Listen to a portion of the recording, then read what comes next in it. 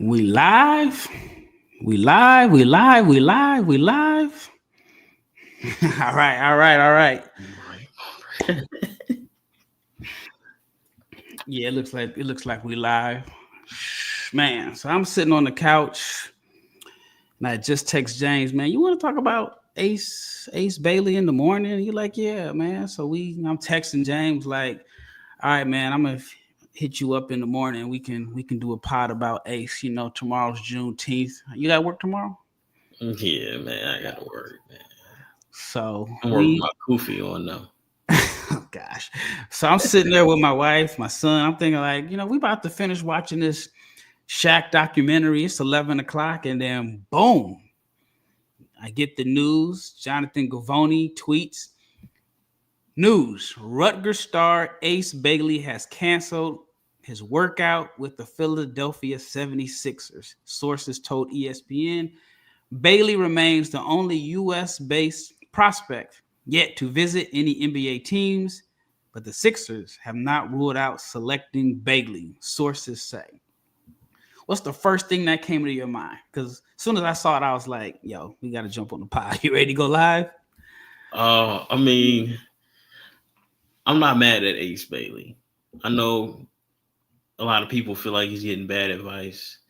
In my opinion, I don't think this situation is too much different than what Tyrese Halliburton did a few years ago when he allegedly told organizations not to draft him because he wanted to go to Sacramento. But because it's Ace Bailey and he plays the way he plays, and his agent is his agent, people may take it differently than Tyrese saying, "Yo, nah, I don't do that." So I get it in a sense. You want to be in a spot where you're going to have a chance to, have a ball in your hands. And ultimately, if the ball in your hands in 4 years from now, you're looking at making a lot of money. But at the same time, I still feel like the Philadelphia situation isn't a bad situation for him because, again, I think that there's no way you're going to get 60 games from either Paul George or Embiid. Shoot, you might not get 60 games combined from those two dudes. So, like, you're going to have opportunities. And even still, I think Paul George's contract, they can't move it. He's got 4 years left. By the time his contract, 3 years left after this season. By the time his contract is up, you're up for your extension. So, but I guess the rumors are you don't want to be the fourth or fifth option. Some people think that's running from the grind. Some people think that that's crazy. So I don't know, and it just depends on who moves up to take Ace, who has a guarantee for him. So I don't know, man. This is interesting. Yeah, it's very interesting. And it's like, dang, of all the players that don't need this type of press in this draft, It's him. it's Ace Bailey. I mean, there's been rumors all year. It's starting to come out. I think Sam Vecini kind of alluded to it that some of the stuff that teams were worried about all year is now just kind of seeping out into the public, which is very true. The hard part sometimes about being in this space is sometimes you got to act like you don't know what's going on, right? And you know, I don't like for me. It's like, all right, I guess I'm part of the media technically, but you hear so much stuff. I mean, you hear like I hear a lot of stuff, like so much stuff. I'm trying to tread lightly here, you know. Yeah, I'm just trying to tread lightly here. James and I, we went to this church once, and if you ever been to the black church, they got some sayings, and this preacher was saying something, and every time he would say something halfway profound, somebody would yell out in the crowd, "Walk heavy, Bishop, walk heavy." Well, I'm like trying to tread lightly here. So with that being said, everything that's going on, I'm not surprised. Um, I think Ace is a good kid. I've never met him, but from everything that I've just heard, that he is just a really, really, really good kid. And there's people that just think just flat out that he's been getting some bad advice. His representation isn't, is inexperienced in a sense as far as handling this type of kid. I've heard the rumors, and I can't confirm that. Like if you want to interview Ace Bailey, it's going to cost you a certain amount of dollars just to get an interview with them, and so on. And That's crazy. now that he's not like working out for teams, the question is, does he have a guarantee? Or is he trying to, or not him, but is his representation trying to push him into a situation where for them they think, it's better if we slide down to a team where we know we're going to have the keys as opposed to going to Philly. And that's to me, that's the only thing that makes sense. Is like maybe they're being strategic, but the question is this a strategic bet or is this like a red flag? So in your opinion, what is it? Strategic or red flag, or is it a combination of both? I think it's a combination of both. The strategy, it could work. Like I said, Tyrese Halliburton allegedly, correct me if I'm wrong, Ralph, allegedly he told a few teams not to draft him. And he wanted to go to Sacramento. And at the same time, what's my man's name? Bobby Marks was saying that was the best interview that he's ever had. Where versus Ace, I mean, his playing style is polarizing. And then, like I said, the agency is inexperienced, as people say. So, and at the same time, I get it because, like, you want to be in a situation where you can have an opportunity to have the ball in your hands. But it's crazy though. Like for the one side of it that is, go to the Nets, go this place, go that place, like get all the usage that you want. That's still not a guarantee for money. Because like look at Cam Thomas. And Ace is, supposed to will be, I wouldn't say will be, could be, is right now a better prospect than Cam Thomas. But Cam Thomas averaged what, 25 last year? Yeah. Got better. They even shut him down and they didn't extend him going into this season. So it's like, it's not necessarily a guarantee that you're going to get paid because you're in a situation where you have the keys and you have more usage. So, like I said, it'd be interesting to see how it works out. It's happened in the past, but like, Dante Exum was drafted by the Utah Jazz. He didn't work out for the Utah Jazz. Man, Dante Exum, again, that's why I said, is this a strategic bet or a red flag? And I like that Dante Exum example. Dante Exum, if I remember correctly, played extremely well at the Nike Hoop Summit. And his agent at the time, I think it was Rob Pelinka, was like, hey, man, your stock is as high as it's going to get. Now you're going to chill out this whole year. And maybe Rob Pelinka knew like his stock was going to drop if he played. And I think that's part of being a good agent sometimes, is knowing exactly like when to just make sure that you're putting your client in the best situation. It's sometimes, it may be taking a PR hit. Maybe in this case, Ace's representation is like, we'll take the PR hit to get us in the right situation because we want to go somewhere where we can play. If we scare Philly and they don't take us and Charlotte moves on, but we get to, let's say, Utah, which I don't think Utah is, I mean, basketball wise, it might be a good fit, but there's some reports, and I don't know how true they are, that he doesn't want to go to Utah. But let's say he wants to go real quick though, Ralph. If I'm Utah and he's there and Trey Johnson's not there and VJ Edgecombe's not there, I'm taking him.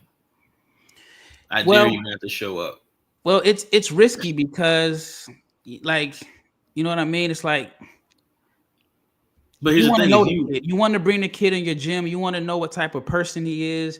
You don't want it to be a situation where it's just a bad look all year. I mean, just think about it from, I guess we haven't seen a rookie do it. Maybe Steve Francis is the closest thing, but sometimes owners are like, hey man, this star's disgruntled.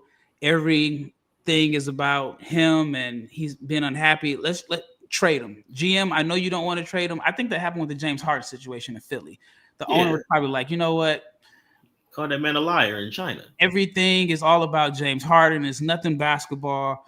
And let's just go ahead, get this out the way, and let's just get back to talking basketball. So, but at the same time, it's risky though. If he doesn't want to be there and you're forcing him to be there, then I don't know if that's like good for your locker room, good for the front office. I think it could end up being a headache. And if I'm a GM and I'm about to pay you X amount of dollars, I don't want to pay you this amount of money. And I think that you're going to be a headache, and you don't want to be there. You're looking at it like, you know what? I'm drafting you and I dare you not to show up. But That I sounds don't want that. wild. I get it. That sounds crazy, but from a basketball standpoint and from a money standpoint, if you say we want to be in a situation where we can guarantee playing time, guarantee money, I didn't say guarantee, but the max money should be there. You want the reps, you want the development, like, no disrespect, but like that's Utah. That's what it sounds like to me. Yeah. And it's like, are you hurt? You're not helping yourself by being disgruntled on a rookie deal. Because now your name is Mud. But when you're talented, you get passes. I mean, I just had this conversation earlier with Marcus Johnson from the Bucks. I did a podcast, and I'm like, I don't want to compare Ace to Kevin Porter, but when you are talented, you can get multiple options. I mean, you can get multiple passes. If you're not talented, you might get half a strike and you're done. So I think with Ace, because he's so talented, there are teams that are going to overlook it. I mean, I just think it's risky. I think it's very risky to bring in a player that you haven't worked out, and it happens all the time. Sometimes teams bring in players that they haven't worked out. But I just think it's risky if maybe you're not getting the medicals, you haven't had a chance to get a feel for the kid. And there's so much around it because, like, to me, and I like to try to think like a GM sometimes, and sometimes I try to think like an agent. So I'm going to think from the GM perspective. All right, I want to know the kid who we're bringing in. I want to know who's around him. I want to know who's going to be in the family room. I want to know, But, Ralph, it's the NBA. And a wise man once told me the NBA are the feds. They know exactly who's around Ace Bailey. They've known who's been around Ace Bailey since probably November. They know all that stuff, right? They do, but you still want to get a good feel, right? Like if I'm trying to hire the kid, you for it's a not job, necessarily the family. I'm trying to get a feel. I'm trying to understand, like, all right, who are you as a person? Because this is my team, this is my organization. I want to know, like, especially in a smaller community like Utah, are you going to embrace the community? That's you know what I mean? So, there's just so many factors outside of just basketball. But again, is this a strategic bet or is it a red flag? Someone said Halliburton said himself on the podcast. And I do think because it's Ace Bailey that maybe it makes it look worse. Magnified. Obviously, we're magnifying it even more by doing a live because I know this is what people. I don't want to be clickbaitish or anything like that, but I know like this is interesting. Alex Sarr did it, but it was kind of like in a more subtle way. You know what I mean? And also the difference. It's also a combination of, like I said, it's somebody saying, nope, don't take me. And also like Ace Bailey's just his style of play. Like depending on who you ask, somebody think he's T-Mac. Depending on who you ask, somebody think he's Andrew Wiggins. Like he's kind of, in a sense, his style of play is polarizing, except for Mike Jones. Because Mike Jones, Mike Jones said that the Spurs are going to take him number one. Number two? Or number two. Except for Mike Jones. But, I mean, it's interesting. So, Ralph, you asked me the question. I'm flipping it back to you. Is it risky or is it strategic or is it a red flag? I think it can be a combination of both. So, I'm going to look at it from two hats. From the team side, I think it's a red flag. I think it's a situation where he's trying to control he's trying to control the narrative, or not control the narrative. He's trying to control the situation. Maybe he's thinking more so, and it happens all the time. He wouldn't be the first person. He's thinking more so about the second contract. Is that a red flag? Because the last person I heard say that. Well, I think two people said it. I think Anthony Edwards may have said something similar, and I think DeAndre Ayton may have said something similar. DeAndre Ayton definitely said something I think they asked DeAndre Ayton, what's success to you? And he's like, getting a second contract. So it's multiple ways you can look at it. But from a team standpoint, I think it is a red flag. From his agency standpoint, it is definitely a strategic bet. Maybe they have a place in mind. Maybe they want to get to New Orleans. And we've seen it before. Sometimes agents would not give their medicals to different guys, or they Right. wouldn't grant an interview. I've seen it before. And they're trying to control the best way that they can. Like literally, Alex Sarr did the same thing. And we talked about it last year. For Alex Sarr, I don't know why he didn't want to go to Atlanta. Like to me, Atlanta would have been, and no offense to you Wizards fans, but Atlanta may have been a better fit for him because he would have had easier shots playing with Trey. You might get 4 points on lobs, and those 4 points on lobs, and maybe you shoot less threes, that helps your field goal percentage out. But Alex Sarr did Right. not want to go to Atlanta. He wanted to go Right. to Washington.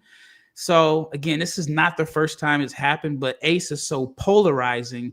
And I think for a guy who probably needed some good PR, this is definitely a risk. But you know, sometimes you take the PR hit to get to where you want to go, and maybe that's what they're thinking. Well, and another, I guess you could say a point of more usage doesn't always equal more money. Like I like Alex Sarr, and offensively, I don't know. It depends who they draft. I mean, like all those guys are in a situation where they get usage, and so nobody has separated themselves from on the Washington Wizards to make money. You know what I'm saying? So again, Ace is different, right? Ace is going to score the ball. It's just not a guarantee that you're going to make more money on a team with less talent because at that point they're factoring all kind of analytics. I know Mike Jones doesn't like analytics, but like they're going to factor in all of that stuff when it comes time to pay guys. But all right, here's a question for you, real quick. And if you're watching, and we're going to get to the comments in a second, name the last guys that were drafted in the lottery that went to a team that was trying to win, that wasn't in rebuilding mode, that it worked out for. So off the top of my head, I'm thinking James Wiseman. Nope, didn't work out for him. But also, real quick, it never worked out for him when he was on a bad Pistons team the year before. But I'm just saying, like for Wiseman, like, yes, it didn't work out for him. Reed Shepherd didn't work out for him. Rob Dillingham didn't work out for him. Jonathan Kuminga, don't know if it's worked out for him. Evan Mobley worked out. But were the Cavs they weren't like good the year before? I mean, no, like were they brought in, but they had Jared Allen who plays almost the same. They didn't have Donovan Mitchell at the time. Like they were like a young team. Like Philly is trying to win now. So I think it could be a situation where maybe his agent is saying like he may not really get the developmental minutes and the ability to play through mistakes. Because if you're trying to win, it worked out for Chet. It definitely worked out for Chet. But I think Chet is easier to slide in a sense because Chet can really impact the game without being featured in a sense. So I'm just trying to like think of all different angles. I think Ace Bailey is easy to slide in if he buys in. Though. But I mean, but you're expecting him to change who he is. You're expecting a guy that openly said these aren't bad shots. Hey, to be a catch and shoot guy. And I actually talked to someone today and they made the comment like, yeah, I didn't like what he said because just because you make a shot and you work on it, it can still be a bad shot. Like making a bad shot does not mean it's not a bad shot. And so he thought it was a red flag that Ace would make such a comment that it didn't help him out. And so I think when you add on those comments, I could see how someone could make a statement like, I don't know, this could be a red flag. Mike Jones says I'm hating hard. Man, I said nothing hating. Man, Mike Jones might as well be Mike Bailey, man. Man, I have not said anything hating. I'm just thinking of scenarios and I'm being as, what's the word? Objective as possible. I'm trying to look at it in multiple ways because you look at I mean, some people will say the Kuminga situation has not worked out for him at all. He hasn't gotten a contract extension. So, like sometimes going to a team where there's pressure to win, it may not be the best situation for a guy projected to go high. Because look at it this way, and this is what we talked about this offline. So if Nick Nurse is like, I'm trying to win now, and Ace is 18, right? and I don't know if he can help me win now, he may not play him. We just saw the same thing happen with Reed Shepard. Udoka was like, I don't think he can help me win now. I'm going to play Aaron Holiday. And I get that. You don't want that to happen at number 3 Don't. pick. Absolutely not. But here's the thing. Reed Shepard lost confidence, couldn't Of course, he's defend. going to lose confidence. Right, but Hold on, hold on, have Ralph. confidence in Let me you. cook. He couldn't defend. There wasn't any time for him to learn how to defend at an NBA level on a team that ended up being a top whatever. I can't off the top of my head, but they were a top 10 defensive team. Ace Bailey at 6'8" should be able to come in and defend because he has the physical tools to do so at 6'8", 6'9". And I'm not Daryl Morey. He doesn't follow me, he follows you. But Kelly Oubre is likely not coming back. And why not? They got him on a cheap deal. He tried to go out in the market. Like the story that I heard was they made him an offer and he said no. He waited until he could get more money, found out he couldn't, and ended up having to go to Philly on the cheap deal. I mean, maybe he put himself in position to play more, but I feel like Oubre has had some success in Nick Nurse's system, and I think Nick Nurse trusts him. So he does, but Kelly Oubre is he's a box score guy in a sense that, I feel like Ace Bailey can come in and do what Kelly Oubre does right now. And one thing about Nick Nurse, if he likes you, he loves you. He will play you. Doesn't like you. So that's why I think 35 minutes again. And another thing why I say that is this, like I said, man, like they're not going to play Embiid back to backs. Embiid, but they don't play the same position. They don't. But at the same time, when Embiid's not there, Embiid like leads the league in usage every year. So when he's not playing, Paul George's best days are behind. I just feel like if Ace Bailey in the perfect situation, if he averages 13 as a 76er next year, which is very possible, like 13, he does those things, and then in 3 years he's up for a max contract, he would get a max contract. I'm not doubting that, but I'm just saying, like, I could see how someone could say, hey, we seen what happened with Wiseman. We seen what happened with Kuminga. We just saw the 3rd pick last year barely played after having a phenomenal summer league. Remember, after summer league, we thought, oh man, Reed Shepard. But he was also behind Fred VanVleet. Regardless, you know what I'm saying? I just feel like there's a spot. All right, so what's Philadelphia's starting lineup next year? Next year, we know it's going to be Maxey. We know it's going to be Paul George at the 4 because he can't guard threes anymore. And we know it's going to be Embiid. The 2-3 spot, we don't know. I don't think you start Jeremy Kane and Maxey because that's 6'2" and 6'2", right? We don't know what they're going to do with Quentin Grimes, and we don't know what they're going to do with Kelly Oubre. There's opportunity that they may lose both. I don't know. Yeah. So then, who are you starting? Justin Edwards? If I'm Ace Bailey, I'm running from Justin Edwards. No disrespect to Justin Edwards. Had a good year. Yes, it may have been like terrible team. But if Justin Edwards went number 1 and had the same exact year as he did on a bad team, people would be talking about, man, he had a good year. He was a bright spot. So I get the risk. Rob Dillingham did not play. But we knew that was a long-term play. We didn't. Yeah, but they traded up. But here's the thing. They traded up to get him. But they moved up to get him because that's a long-term play. Mike Conley's 38. Like I didn't expect, and they traded for Dante DiVincenzo. So exactly. But I here's didn't my thing. expect Rob to play a lot of minutes, but Yeah, they but you love don't. Rob. The coach, or excuse me, the GM at the end of the season was like, "Yo, he's 1,000% a part of our plans." Now, if they traded for KD, that's different. But like You he gotta say said, that though. You can't not say that after you traded up for the guy. The coach is the one that didn't play him. So here's my thing about Rob Dillingham. Rob, what I fear what could possibly happen with Rob is Rob's game is all about confidence. Like that's to me his best of attribute course, is confidence. If Rob starts playing like I'm scared to mess up, I'm scared that if I make a couple of turnovers, I'm gonna get the quick hook because they're trying to win now, and he's not playing like Rob Dillingham, then you don't get what you drafted. And I but at the wonder same, like go ahead.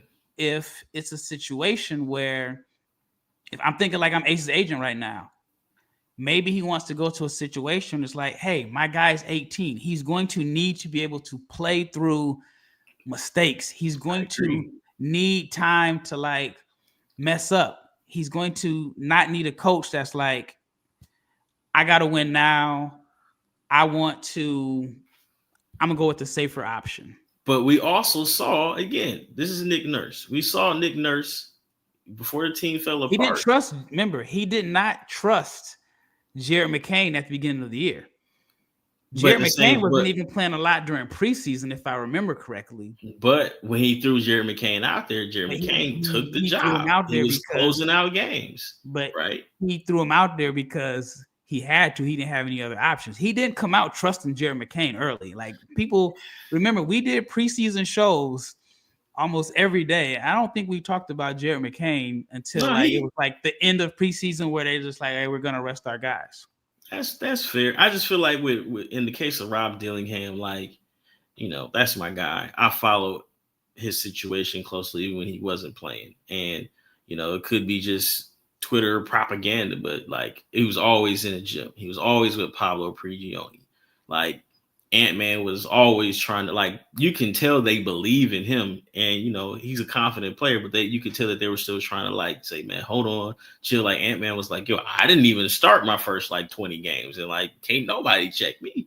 But and then like Reed Shepherd, it was okay. What are the Rockets? Are they trying to win or are they trying to develop? So they're trying to win. Right. Philly is not trying to develop. Philly is trying to win. I feel like at 6'8", 6'9", you will have your opportunities, especially on a banged up team. But but think about it like this: Houston needed shooting, and they still didn't play the number 3 pick, who was the best shooter in the draft. But he couldn't guard though. But they had defenders around them. So I'm thinking of it this way: if I'm Reed Shepherd's agent, I'm like, wait a minute, y'all got defenders, y'all play good defense. Y'all need shooting, and the coach still didn't play me. So I lost 1 year. I mean, yes, he got some experience, but I'm like, I lost 1 year. So if now I'm Ace Bailey, if Van Vliet, if they pick up Van Vliet's option, which I think they probably are, he's going to agree to less money, but longer years, yeah. Is Udoka going to play him? I think it could be a situation where the front office is going to have to be like, hey, you got to play him because we drafted him number 3. Not that Udoka trusts him. I mean, that's he didn't even get a shot, and he was good during Summer League. Now, Rob Dillingham struggled during Summer League. Right. And I can see how the coach can be like, hey, man, we think that we can win a championship. We just went to the conference finals. So I'm not sure. I just don't want like, well, I shouldn't say that. I just kind of understand the PR hit that Ace's team is trying to do to probably get him in the best situation where he can play through mistakes. For Wiseman, I think Wiseman's confidence was cooked. I think Wiseman's basketball IQ was cooked. He struggled everywhere. I agree with that, but I think he needed time to play through mistakes because he did have some moments in Detroit. He averaged like 10 his rookie year, yeah, but I just think like his it was and cool. I actually had a coach tell me once he had a player, and this was kind of different situation. This was a player in Europe, a European player who was high lottery pick. He's out the league, and I remember a coach on the team said, "Man, he knows how to play basketball. he doesn't know how to hoop. And because he doesn't know how to hoop on a bad team, he's trying to play the right way. The ball's not getting swung back to him. And he lost his confidence. And the coach is like, the guy is really an NBA player, but his confidence is gone because he just lost his confidence. And so once you lose your confidence, I mean, what's the saying? Confidence is 90% of the battle. Yeah, but So I with that also being said, like, like I don't want to see, I said with Rob not being Rob because he's scared to make mistakes. I feel like Golden State's system is too. But everybody thought it was plug and play. Think about it. At But the at the time, same time, everyone was saying like, they've never had a run and dunk five. I mean, the last run and dunk five they had was JaVale McGee. It's not necessarily plug JaVale and play. McGee like It's his more read career. and react. You got to know how to play basketball and not just hoop. But didn't McGee like kind of extend it? I mean, think about it. If you're a run and jump guy, you would think that's the easiest plug and play position. Yeah, but it's not just that. You got to know it. You got to be able to hit Steph Curry on a back cut. You got to. I mean, they weren't giving James Wiseman the ball to hit him on a back cut. All he was all he was supposed to do was run, jump. It was supposed but at to the be same the time, there easiest was still position. defensive coverages, though. I know, but it was still, and that's where he struggled. And even then, like, the Pistons traded for him. He played just good. not a good defender. Steve Kerr doesn't trust Jonathan Kuminga. Why? Because he's trying to win a championship. Right. But Jonathan Kuminga has lapses where he doesn't read. It's like little stuff that he doesn't read. He's 6'8" with a 40-inch vertical, and he's grabbing 4 rebounds a game. You know what I'm saying? There's defensive lapses.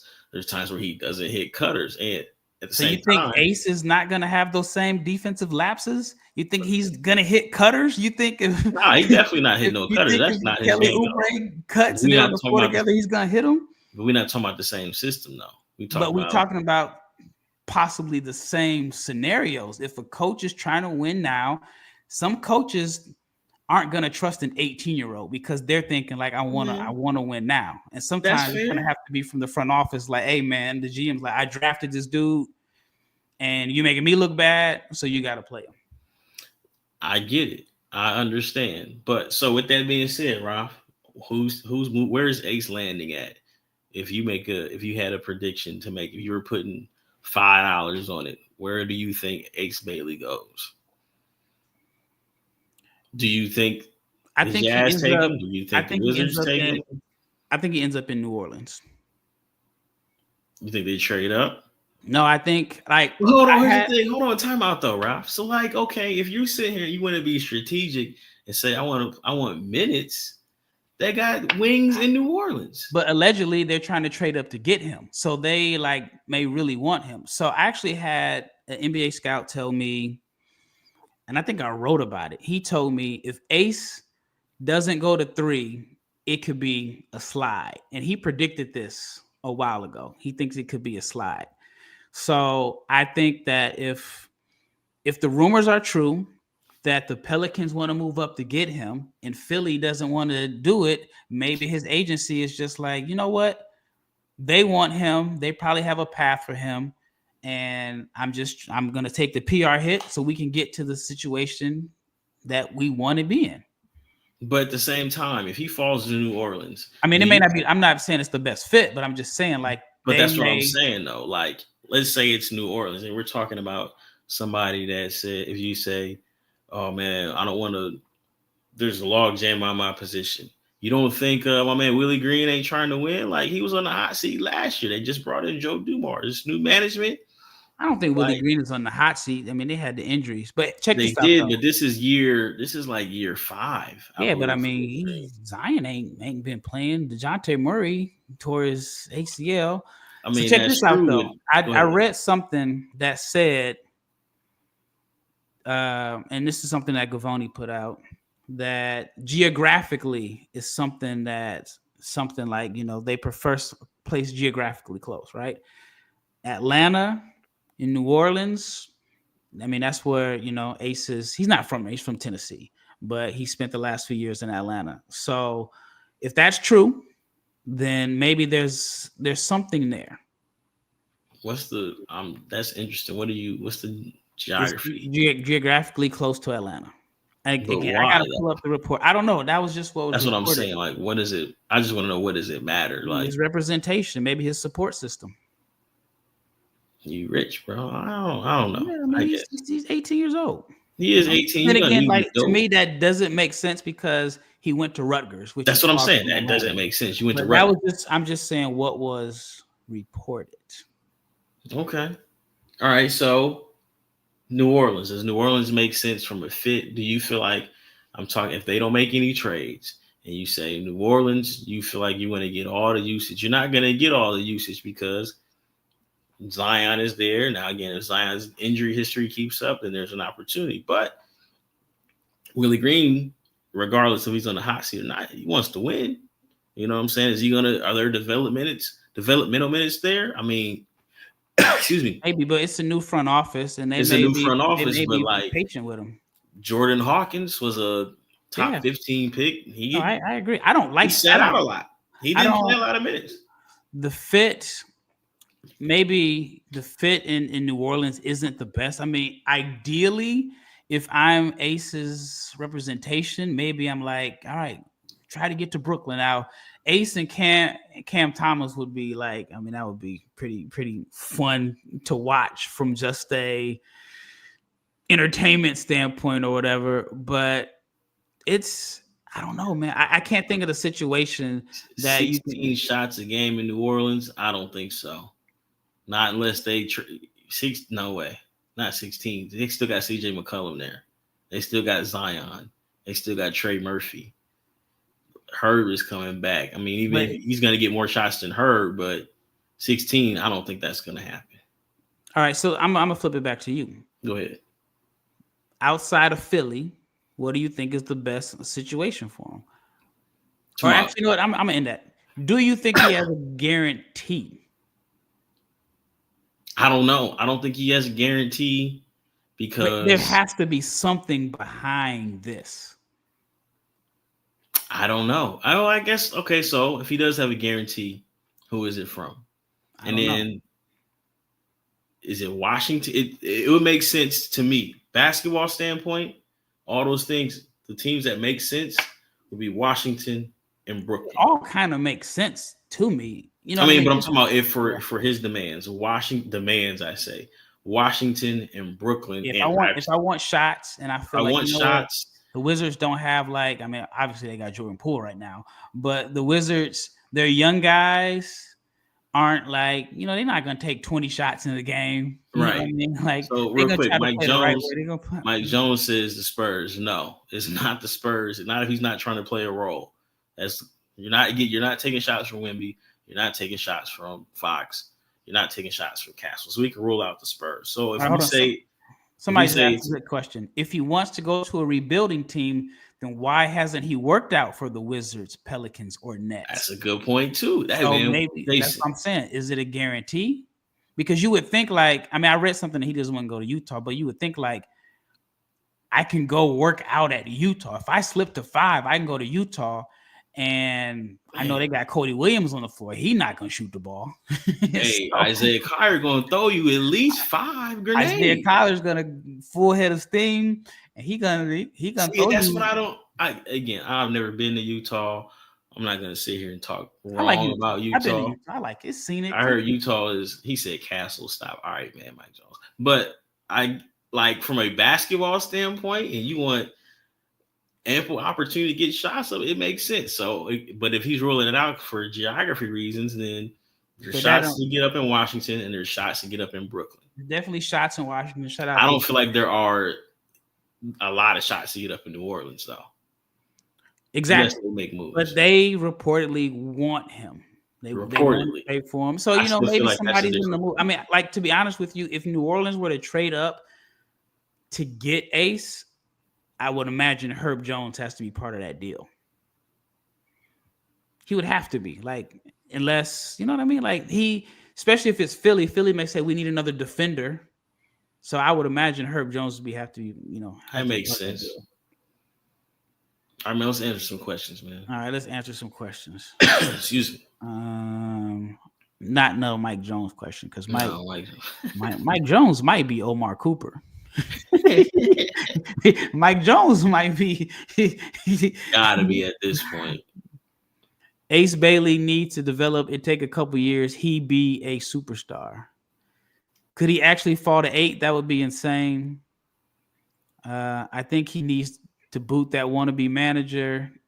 Roth is wilding. I think I've been objective. I haven't made a hard stance either way. I'm looking at it from multiple I stances. feel the same way. Like Now, I what get. do you think about this? I heard this. This could be another situation. I've heard, can't confirm, heard it to multiple people that his agent wants to charge teams for interviews. So I think it's ironic that that is coming out like right around the time He wants to charge teams for interviews, or not teams. like I'm sorry. Don't aggregate that. But there's a charge for interviews, and I find it ironic that that comes out like maybe a week or two after the Shaq documentary, where they were trying to like sign him or whatever, and they were like he didn't show up to the Iverson Classic, and that could be unrelated. And then the Shaq's guy was just like he wanted a significant offer, and Shaq was like, So I don't know. All right, what makes Ace a better fit alongside Zion than Ingram? That's valid. I just think, like, to me, I like that New Orleans Pelicans team. They just weren't healthy. Like, how many games did Zion and Ingram play together? I bet you they didn't play 60 games together. No, and like I said, I feel like Zion when he is there, he's a top 7, 8 player in the NBA. Nobody can guard. I saw Slim Zion in person for the first time this year, and I had seats on the second row. Hey man, that dude is different. I have no issue with him not working out for the Sixers, but not working out for any teams makes 0 sense. That's valid. That's a fair point. Wizards and Nets are the best spots. I think Wizards because they are young with some vets. I think the Wizards are going to end up trying to move Marcus Smart. Huh? I would still take Queen. I love Queen in I could see the Wizards. Like if I'm trying to put my, I got my Omar Cooper hat on. That's Ace's agent. I'm like, you know what? Alex Sarr, he not super aggressive. Right. Bilal not super aggressive. Right. Bub, he gets the shots up, but he want to pass too. He want to pass. All right. Jordan Poole may not be there. All right. So that means at the end of the shot clock, I'm going to be that dude. And the coach could look behind the bench and be like, oh, shoot. Yeah, he just took 8 bad shots in a row, but who am I going to put in? So that's a very fair point. And if I'm the Wizards, if he's with the Wizards, you imagine he's going to get a lot of minutes per game. And the Wizards are like, hey, we trying to develop, we trying to win, but we also trying to get Darren Peterson next year. So the Wizards could be a good destination. But again, I still think the Wizards front office comes from OKC. So I do think it's not just going to be like, here you go. I think there's going to be some structure in place. So I don't think it's going to be just like, hey, man, you can get up 40 shots and play some really bad basketball. So I don't know, but I actually kind of do like that. His plan is going to backfire, and the Rockets will take him at 10, and he will ride on the bench like Cam and Reed. I like the name Generational Hater. Spurs are going to try and compete. Ace would be redundant. I guess he's talking to Mike Jones. This Ace might end up being the most booed rookie come next year. I don't think he's going to be booed. Brian Pumper is the name. Yeah, that's a wild name in 2020. Brian Pumper with the with the jewelry that sound like it's all hollow.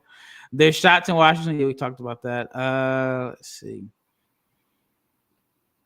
If you were his agent, which of the Nets or Wizards do you think he mainly wants Ace to go to? I would probably say Brooklyn. I mean, he went to school in the area.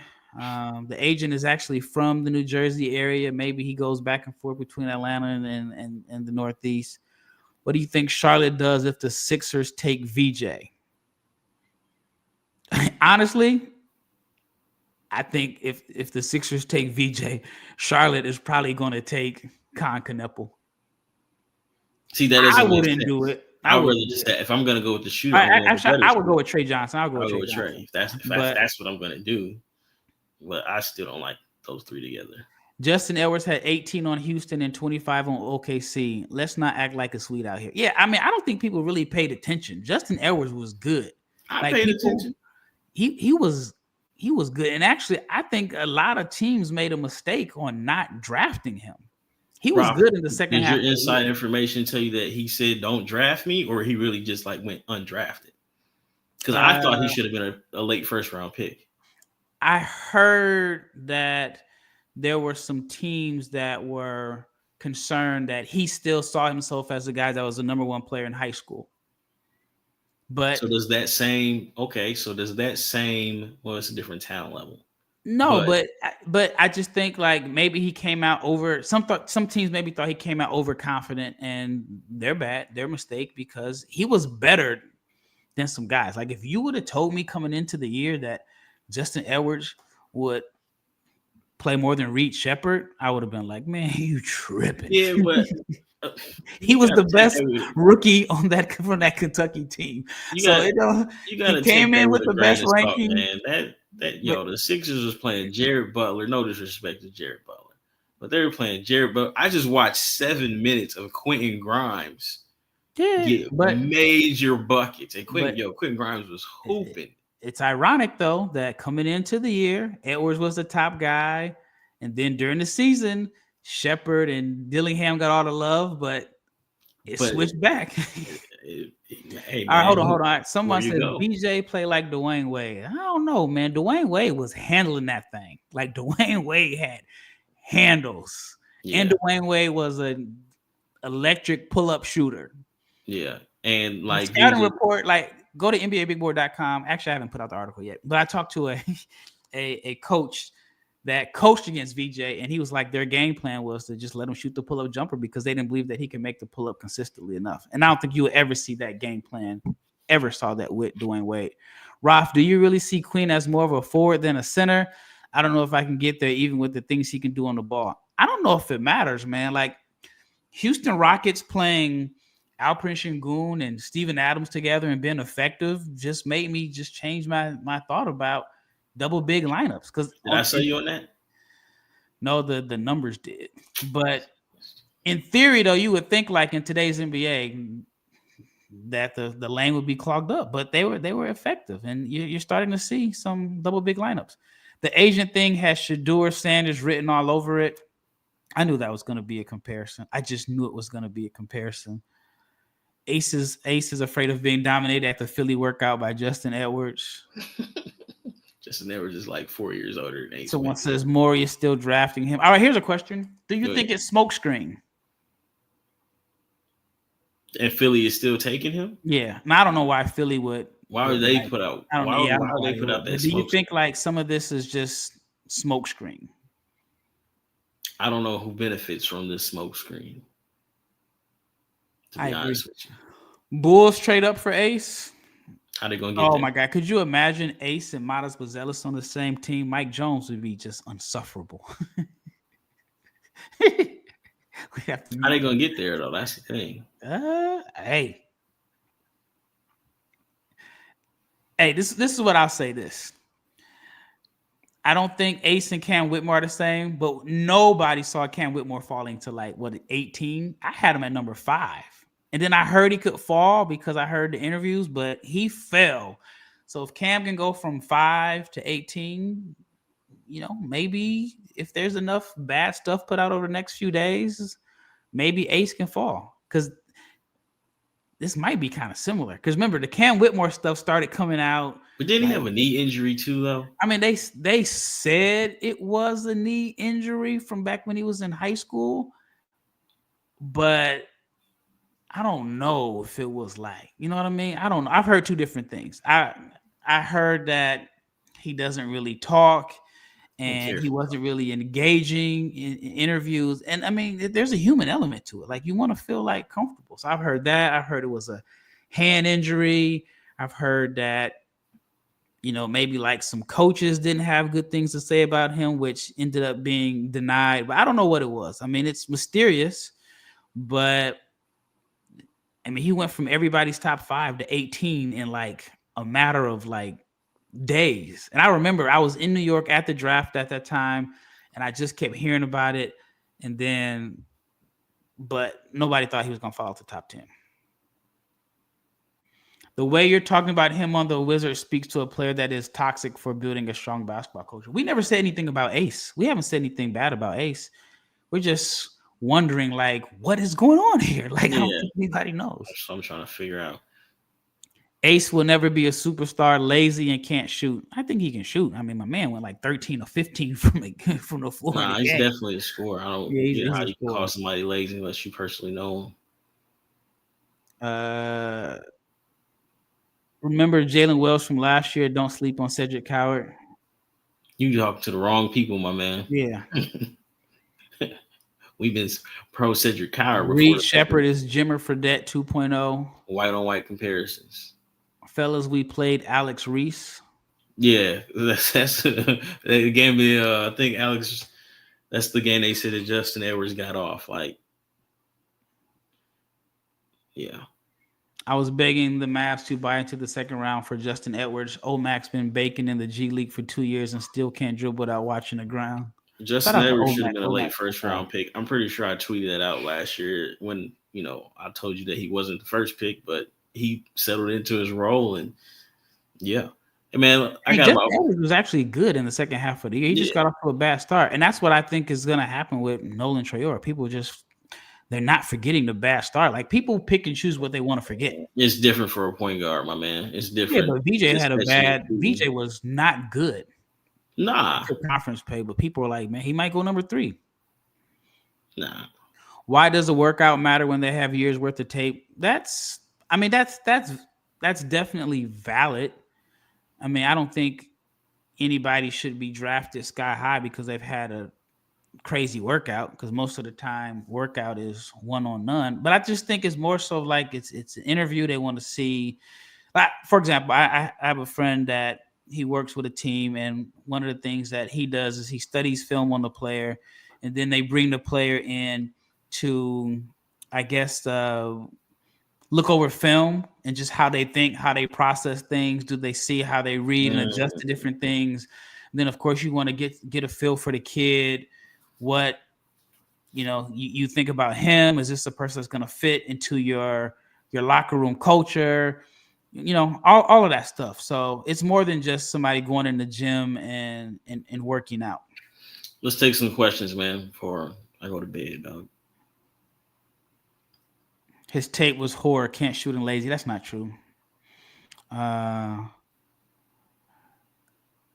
Ace Bailey is a combination of Clay. We're not listening to Mike Jones, man. You supposed to be Team Ace until the wheels fall off the way you was acting. You talking about me? I don't know. I got one for you. What are your thoughts on Chaz Lanier, Rod?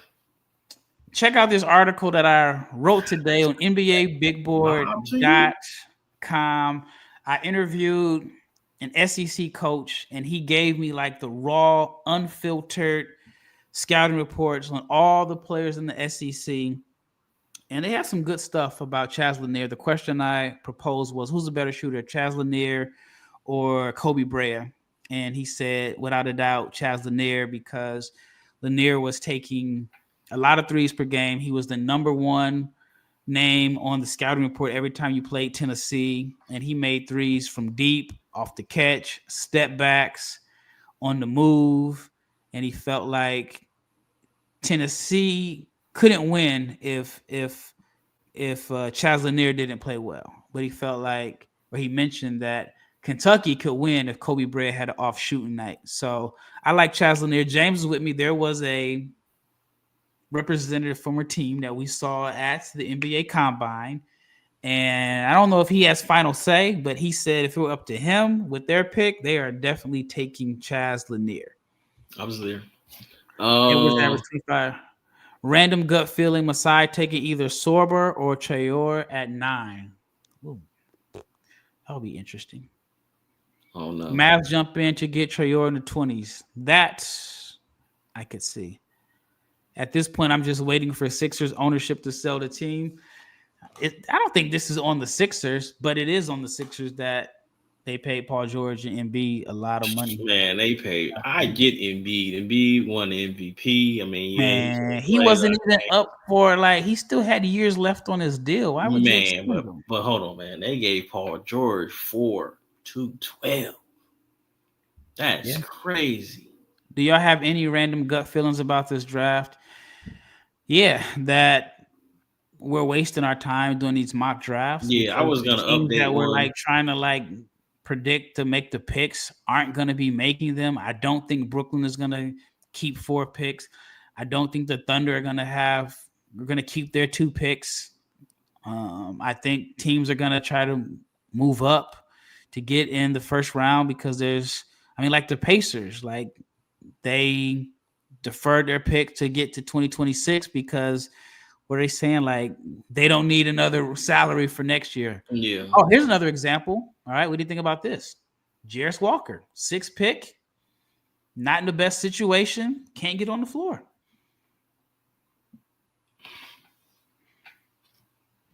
position, man. Yeah, but I mean, like they drafted him and then they brought in Obi Toppin afterwards, right? Yeah, but I mean, where are the minutes at the 4?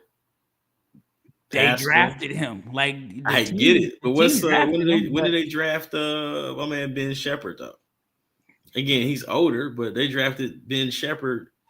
Ben Shepherd's in his second year too. He's in that rotation. So again, is it a Jarris Walker thing? Is it a Rick Carlisle thing? but Like I that's don't always think it's just. I mean, you don't know. yeah, you don't know, but I mean that's an example of a young guy not getting the developmental minutes. He's already 2 years down the drain. So if you're his agent, you're like, shoot, time is ticking. But at the same time, okay, I got one for you. I'm gonna flip it back on you. Patrick Williams, ample opportunity, and they paid him, and he still is what? He's still young. He still got But alleged he upside. went to like to me, He went that's into a not, situation where he got an opportunity to he play. went to a situation where he got an opportunity to play. He got paid, and if he flames out, he got 90 M's. I'm not As mad an at him for getting agent, that's 90 like M's. that's like think about it. We talk about guys being busts and so on. Patrick Williams' agent did his job. For sure, he got him paid. He got him, The he fourth pick. whatever he did in the pre-draft process, he got somebody to bite, take him early. They bid on the potential, the physical tools, and so on. Patrick Williams is like the biggest shocker. He goes number 4. He gets an opportunity to play. He gets his 90 M's. And if he wasn't worthy of a top 5 pick and he got 90 million on the outside looking in, you're like, man, that was a bad decision by the Bulls, Patrick Williams, yada, yada, yada. But that is a great job for his agent because he put his client in the best position to succeed and get that second contract. That's But what you want. it just goes to show that just because you get opportunity doesn't mean that it's always going to work out. It worked out for I Patrick Williams. It mean, but worked out. again, relatively speaking, yes. But at the same time, It's all in hey man, my is man's got 90 million is generational 90. wealth, and You it just only didn't work out for the Bulls. That's what I'm saying for the Bulls and Bulls Yeah. fans. For the Patrick Williams family, you good. Porzingis skipped Sixers workout, and we took Okafor. Can't happen again. Hey man, I like Jaleel Okafor. He just Wrong era. he just the wrong era. How did my man get this graphic on the screen? Did you do that? Oh, I think I hit that. My fault. I'm like, my man got My skills. bad, bro.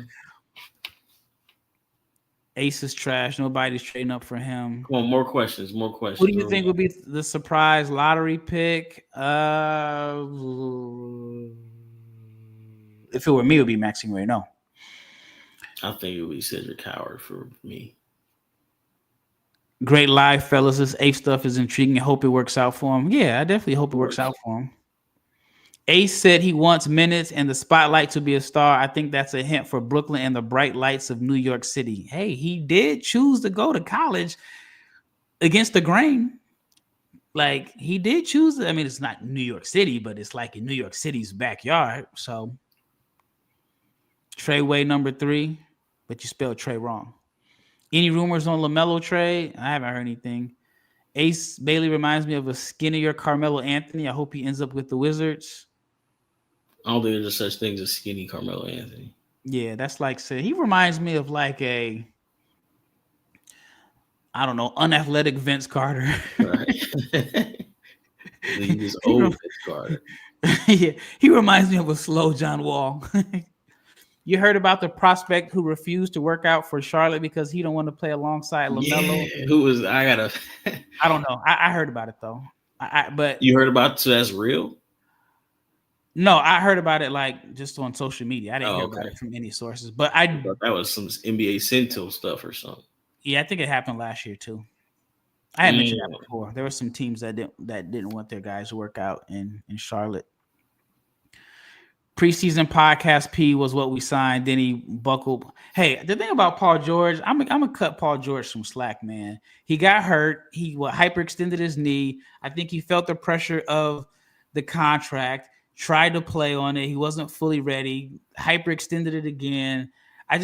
Man, it's like you're gonna know when. If he would have like waited a long time and until he got healthy, they would have been like, "Hey, man, we paid you all this money." All of that is cool, Ralph. But he went on the same podcast and said, "Yo, I'm not trying to do the dirty work." Yeah, I mean, we don't like honesty around here. We really don't like honesty around here.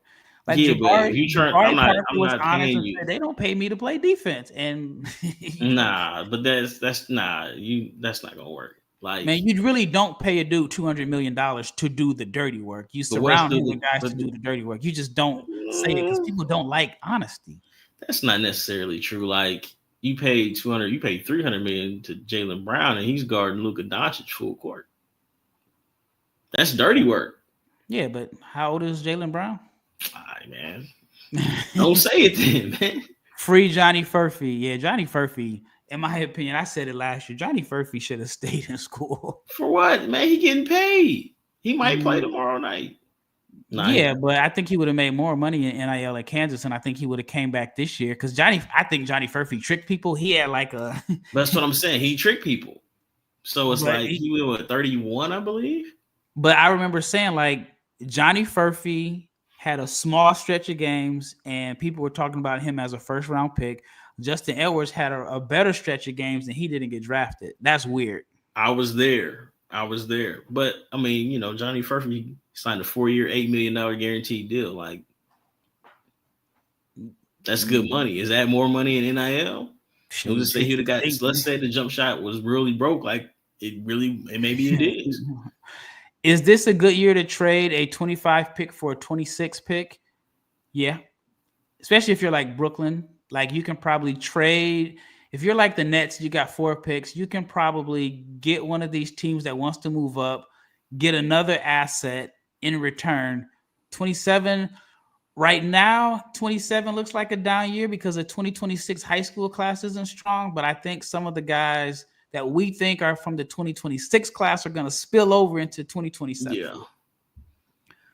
What range do the Mavs need to trade into to draft Cedric Howard? Top 20? Yeah. But I think they're going to take a point guard. Jet Howard not getting minutes on a team that desperately needs shooting is wild to me too. Plus, he has the size that they like. Patrick Williams doesn't love basketball. I can't wait till the summer until Cooper Flagg starts breaking threes. Man, you are obsessed with Cooper Flagg. We're not even talking about him. All right. Pat Will had the opportunity to play with a turnstile center behind him and no playmakers with him. He got a raw deal team context-wise, but he got that 90 M's. That's a fair point, but now that Ace Bailey has made it clear he don't want to come to Philly, VJ is good, but we have too many small guards. What is a small guard, man? He's 6'5". Is that a small guard? He had a +3 inch wingspan. We know he got a 40 inch vertical. Trey is bigger. Trey's a better shooter. Should Minnesota move up to secure sober? By the way, surprise pick is Baron Jet. Would I move up to secure sober? I think I had them taking him anyway. I think he's going to be there. Baron J. I wouldn't take him if I were Minnesota. I think he's still a few years away, personally. Ace canceling a workout a day after the Ace is sliding talk came out yesterday is not a good look. It's just so weird. I can't put my finger on it. Yeah, that's too Can't. different. All right, we're gonna do 5 more minutes. I don't think Cedric Carr will be surprised. I'm hoping he's there at 14. Hopefully, Ced gets a green room invite. Yeah, when they dropping it. If the Mavs traded 22 and third, and all three players are there, Walter Clayton, Trayor, or Demon. Demon's not going to be there, I don't think. He might be. He might be. Then if that's the case, I mean, I might as well take Demon if I'm the Mavs, just 4 because. years. 4 years in, and Jalen Green is averaging the same 20 points per game on 55% true shooting. Do y'all think he will ever improve to be a 25 point per game scorer, at least 25 points per game on good efficiency? I don't know. I mean, I don't. Jalen Green's situation is tough, right? I'm looking at it this way, right? If I'm Jalen Green, I'm like, dang. At one point, people thought me and Cade were close. I've been healthier than Cade. And Cade got the max. And Cade has been given the keys, and they put everything around Cade. But Cade is a better basketball player. Right, but I'm just saying, again, I'm thinking like from Jalen Green's people. And Jalen Green is probably, or Jalen Green, not his people. Jalen Green is probably thinking like, then all of a sudden they just started running things in Shingun. They took me number 2. Everything was supposed to be around me. But at and the same what's the time, word now? Heliocentric, yeah, whatever the word is. I mean, at the same time, Ralph, like you got to be honest with yourself, man. You had 38 one game, and then you followed up with like an 8-point game. You might not have scored 38 combined over like 3 games. Like Jalen Green is he's an up and down player. It is what it is, man. Yeah, like he's gonna average 20 because he's talented, but he's an up and down player. And the money that he did make in Houston, like that to me is fitting of his production. Yeah, it just seemed like it was a tradable deal. I'm a Sixers fan. Don't want Ace after him canceling the workout. Sixers might as well draft a big at this point. All the other prospects are guards. Yeah.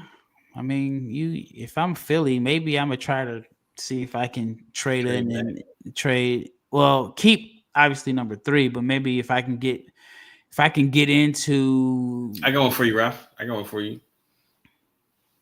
I don't know how accurate it is, but do you try to offload that Paul George contract if it's offloadable? I don't think it's offloadable. Huh? I don't think it's offloadable. Man, he's still owed what 175 million. Yeah, like I don't think it's offloadable.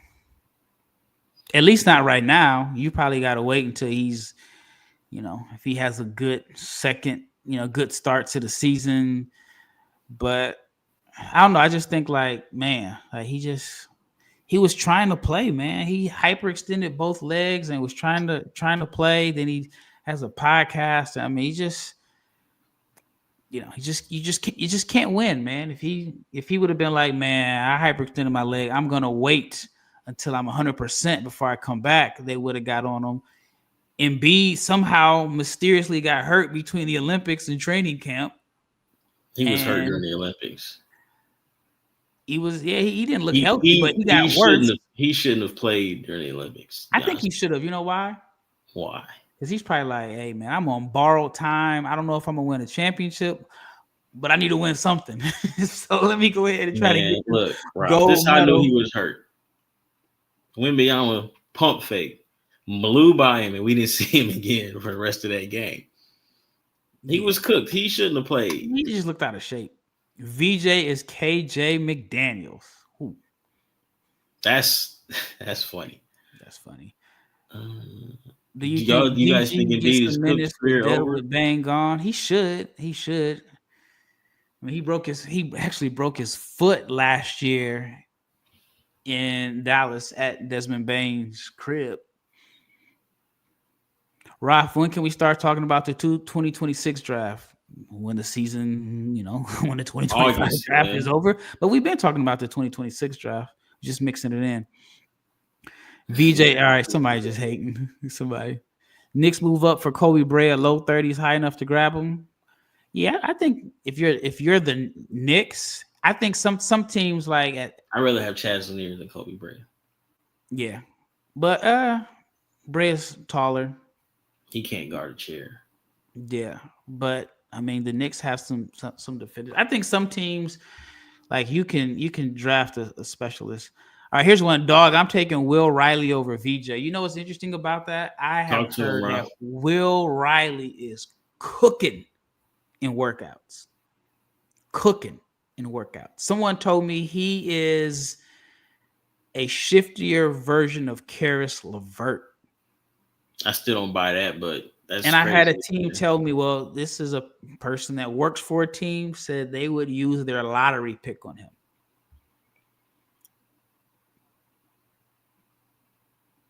What is that playing Cooper flag shirt 75? I don't know. I haven't seen it. Cooper. Hey man, New Balance probably paid them the grip of money, so they're trying to recoup some of that money back. Because you think kids are gonna be walking around with some Air Cooper flags? And Man, the young kids, New Balance makes some nice shoes. Like the 1906A, I like those. I had to get some, but they expensive, so I had to get the cheap mustard colorway. But I like some of the New Balances. I don't know about the New Balance hoop shoes though. That big end was weird to me. no, the Kawhis looked all right. I just that big end is wild. Now that PG deal heavy as Fort Knox safe, that joint stand right where it's like, yeah, he gonna spend all that. I just don't see like him being moved. 6'8" Levert, Karis shifty. Karis is so shifty. Yeah, Karis moves like he's Karis nice. That year in the bubble, he was legit. 76ers should waive Paul George, go out and sign John Collins. What? Man. How are you gonna waive him and just pay him 176 million and go away? The amnesty clause is not in it. Khan got a better vertical than Cooper Flag. LOL. Yeah, man. There's that testing vertical, and then there's that game vertical. Again, which Zeller was it? One of those Zellers had a better vertical than Blake Griffin. Now, who you throwing a lob to? To me, it don't matter how high you jump. It's how quick can you jump. How you jump in the game, not. Yeah, there's game hops, and then there's testing hops. All right, Can't believe Morey agreed to give PG a 15% trade kicker in his contract. Yeah, I mean, honestly, who were they bidding against? Orlando? I think that was the only team that had cap money last year, and Orlando paid KCP.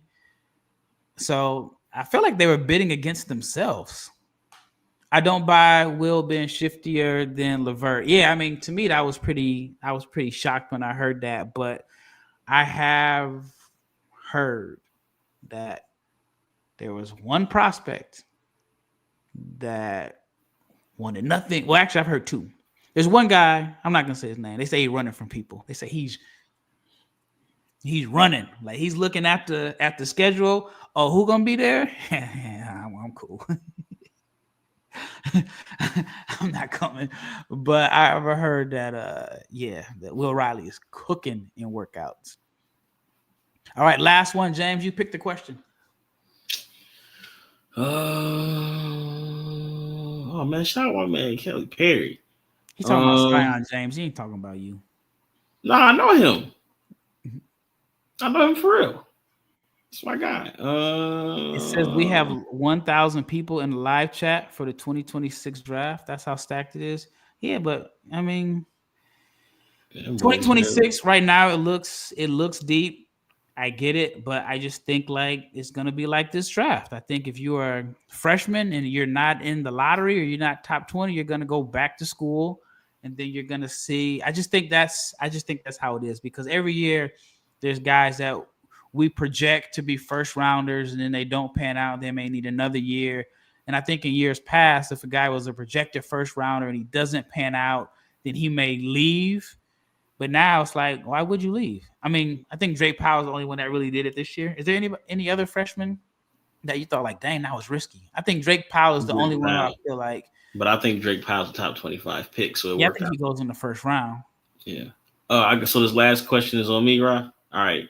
How high will Queen go? If I was in charge and I mentioned it before. I love Derek Queen in DC. I think he answers a lot of questions you may have. I think he fits Sar perfectly. I think Sar fits him perfectly. Queens fit in Toronto. I like it, but you got to get everybody to buy in on defense. I think Queen with those big wings that they have there, you can almost mimic what the Rockets do, but you got to get Brandon Ingram to buy in on defense. He really wasn't a great defender in New Orleans, but he has the tools. Yang will stay or go back to China. He's in. He stayed in the draft. Yeah, he stayed a Yeah, draft. he's in. But yeah, I really like Queen. Somebody could draft and stash him, but yeah, that's true. I mean, if you've been following us, we've been on the Yang gang for a while, For and sure. now you're starting to see him creeping up on rankings and all of that. Man, we've been talking about Yang for at least 2 years now. What happened to my man Dink Pate? Dink didn't have a good combine. Dink didn't shoot the ball well. He actually shot the ball well at the combine. No, I'm talking about just playing. He didn't look good in the scrimmages.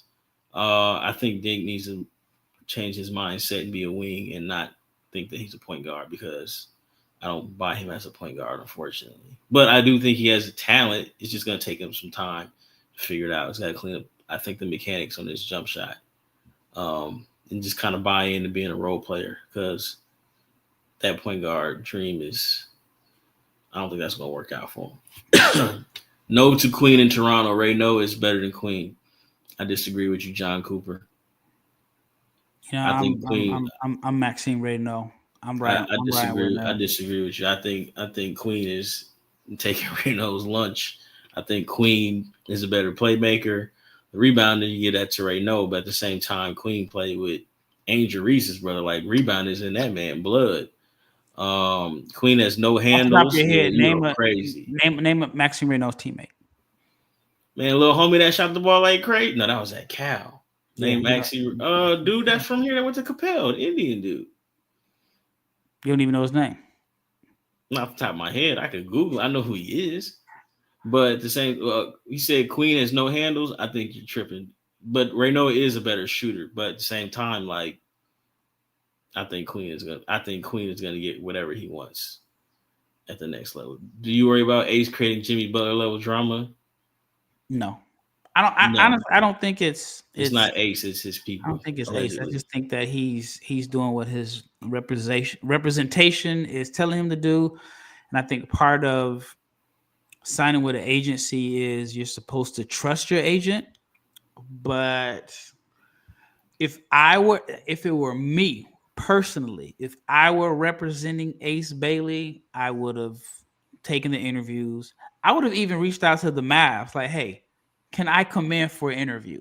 Like, I'm like, nah, you good? No, but I'm just saying, like, I'm that confident that, like, this is me. If I'm Ace Bailey's agent, right? I'm calling Nico and I'm like, hey, I'm just putting it out there. Put me in a workout with Cooper Flag. I know it's not one-on-one, but let him match me shot for shot. You know, and hey, then man, but word on the street is I don't know if he'd win that. I'm just saying, like, again, if I'm his agent, I'm just saying, like, he's already expressing extreme confidence. I get it, but I'm saying, like, word on the street is if it was shot for shot in the workout, he might. Yeah, I heard Cooper shot the ball extremely well. But I'm just saying, like, again, if I'm his agent, if I'm his agent, I'm working out for San Antonio. I'm working out for the Spurs. I'm working out for everybody. Like, I'm working out for everybody. Not everybody, but everybody in the top 5, yeah. Then if I already know, like, there's a perception about Ace, and this is just me. If I already know there's a somewhat of a negative perception about Ace, I'm doing everything I can as his agent to change that perception. We are going above and beyond. We're wearing a navy suit, white shirt to the interview, where I'm coaching him on how to answer questions. I'm doing everything I can to put him in the best position to kind of change the narrative, because the media is brutal. Ace is setting himself up to be the guy that the media picks on, right? Every year we see it. The media, like, they'll build you up and they'll tear you down. But he's gonna be the guy that now with the way everything is shaping up. And again, I mentioned earlier that I think the agency has decided, we're willing to take the PR hit to get to where we want to go. But I think it's asking a lot for an 18-year-old kid. He's already an 18-year-old kid, but I just think like you're setting him up to just be heavily criticized and scrutinized even more. Rob, So I would do everything I can to change that. I would have, if he's a good interviewer, then I'm putting him out there. I'm having him on different podcasts. I'm just giving people the opportunity to get a feel for him as a person. I'm trying to sell him. I want the fan base to say, we not only like him as a player, but we like him as a person. That's what I would do if I'm his agent. Of course, you want him to work out. You don't want to spend a whole bunch of time not working out, doing interview stuff, but I'm definitely trying to erase some of the negativity around his name. But now I just think it's gotten a lot worse, and he's going to be heavily scrutinized. And maybe they forget about it. Like people forgot about Alex Sarr, but Alex Sarr didn't come in French. He didn't come in with the. It's different for them with the narrative. So that's just me. Alex we working Sarr out for Charlotte. We working out everywhere. But I'm saying Sarr is French in what people thought was a weak draft. And, Ace Bailey is far more popular, far more polarizing. Like, unfortunately, Ace Bailey, if he has a rough summer league, they're going to fire him up for that. And summer league doesn't matter, but they definitely going to fire him up for it. Summer league doesn't matter, but there is a lack of content going on.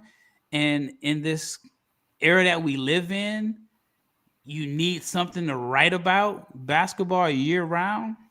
Or here's a comment. He didn't win at Rutgers because he was playing with bums. It's not that hard to understand. But he chose those bums. Allegedly. There's a thing out there that he. Yeah, I get it. Rutgers. But I actually talked to a coach about that, and a rival coach in the Big Ten, and he basically said the same thing. He was like, Ace and Dylan, the talent is the talent. It is legit, but he's like, they didn't have anyone around them. They didn't have they couldn't shooting. They had a big that couldn't finish, and he was just like, it was not a good situation for them. And then if you think about it, they didn't win, but they did prior to this week, they did what they came into college to do, preserve their draft stock. And so I think Dylan Harper did, but I thought Ace did until this week. But they didn't start 5 freshmen. They started 3. Ace just wants to go to a team where he can be number one. Jazz are that team. That's what I don't think from day one. I don't think he's going to be the number one option from day one. They trade Lowry, he is. Yeah. But Danny, they've said like they're not about to tank. They said they're trying to win. If you can get a 2026 and shed some salary, I think they should hey man, we're gonna try it one more year. We're gonna try taking Lowry. The fine was only like $100,000 for the lineup manipulation they were doing. So I'll take the $100,000 fine. That's like. Yeah, Lathan Somerville is a below the rim finisher, and I think he's probably like 6'7". Yeah, that's what people. But they weren't starting 5 freshmen though. Their CAC started a bunch of games. Last statement. End of the day, this is setting up all to come down really hard on Ace in a way I don't want to see, even if I'm not the biggest believer in this game. I agree, man. Again, these guys are human. They're kids. They want to just play basketball, and I just think the media is going to be – he's going to have to, like, dominate. Like, if he – oh, my God. God forbid he has, just a really, really rough year. They're not going to – yeah. It's going to be – it's just – you know what I mean? It's just going to be sad. It's going to be sad. All right. Well, that is it. Big thank you to everybody that stayed up super late for this chat. I'm Hey, going you're welcome, to Ralph. repurpose it. I'm going to repurpose it and put a little intro, a little music, and an ending behind it. So if you missed the live chat, then it will be available for you tomorrow. Somebody said Malika Andrews digging dirt on him right now. Low hanging fruit. That's No, funny. I'm not falling for that one. All right, hold on. If you got to go, you got to go. Ace Comp says he wants clear path to stardom. That's some diva to say. Prove yourself. You can be a star anywhere. You so confident. Play next to people as talented to you. Again, I get both sides of that. I get both sides of it. I get both sides of it. Ace the Shador, all hype, no game, will never win. But see, here's the thing: Ace hasn't said a word. I mean, No APs. other than the comment about he doesn't Shot think it's a selection. bad shot. I don't think Ace. I think Ace was already polarizing the people because they don't like his game and maybe it doesn't fit like what the analytics guys are saying. But I don't think this is all on Ace. I think he's just trusting his representation and they have not put him in the best situation. But to say he has no game, I think that's pretty crazy. If he had no game, we wouldn't be talking about him right now. You think I'm gonna be up at 12:49 a.m. Central Time talking about a guy that has no game? Thanks for the B-ball talk, Barlow's. Yeah, man, that's what we do. Is that Tom Jackson from ESPN? It might be Tom Jackson from ESPN. What's it? He got jacked up. Remember Tom Jackson was hanging with Michael Irvin? He had a line at one time. Yeah. Michael Irvin took him to a barbershop in South Dallas.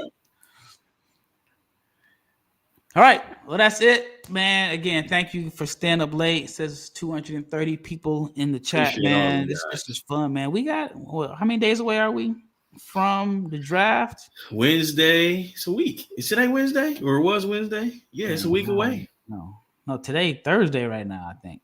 That's it's Thursday. But Thursday I'm saying we're whatever, man. You know what I'm trying to say. It's Thursday. He said, nah, come on, man. Man, your name is Tom Jackson. That's the only thing I can think of. Right. Tom Jackson. It's like if my name was Tom Brady on here, you would be like, that's Tom Brady. Great stream, y'all. This fire, man. We appreciate it, man. We're going to do this a few more times before the draft.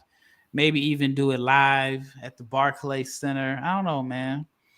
I don't know. We'll man. Just thankful for everybody that pays attention and listens to us because we used to talk like this with nobody watching. So, all right, y'all. Holler at y'all, and we'll be back live soon. And we are out of here.